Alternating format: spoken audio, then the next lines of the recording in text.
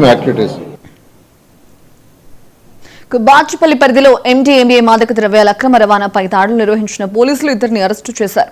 నిందితుల దగ్గర నుంచి 11.34 గ్రాముల ఎండీఎంఏ డ్రగ్స్ తో పాటు 3 సెల్ ఫోన్లు స్వాధీనం చేసుకున్నట్లు కూకట్పల్లి ఏసీపీ రవికిరణ్ రెడ్డి తెలిపారు.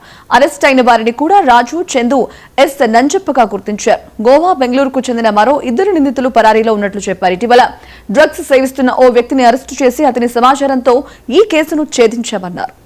హర్ష అనే వ్యక్తి మన దగ్గర ఎండిఎంఏ డ్రగ్ ఏదైతే ఉంటుందో అది యూజ్ చేస్తూ మనకు దొరికినప్పుడు అతని పేరు మీద ఒక ఎఫ్ఐఆర్ కట్టడం జరిగింది. 17/2026 అని చెప్పి 8 Class T red with 22B and C 29 of the narcotic drugs and psychotropic substance act కింద కేసు కట్టడం జరిగింది.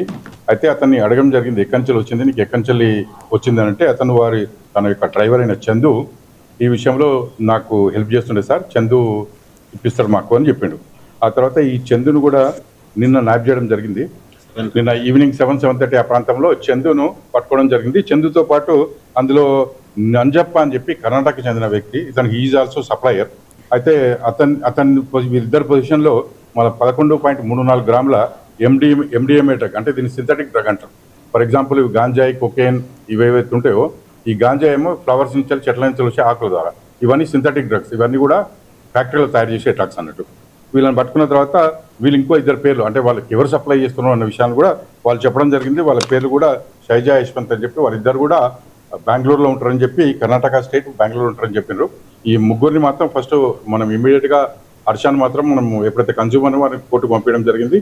ఆ తర్వాత వీళ్ళిద్దరిని కూడా మనం కస్టడీ తీసుకున్నామండి. ప్రస్తుతానికి 11.34 గ్రామ్స్ ఆఫ్ ఎండిఎంఏ డ్రగ్ కూడా సీజ్ చేయడం జరిగింది.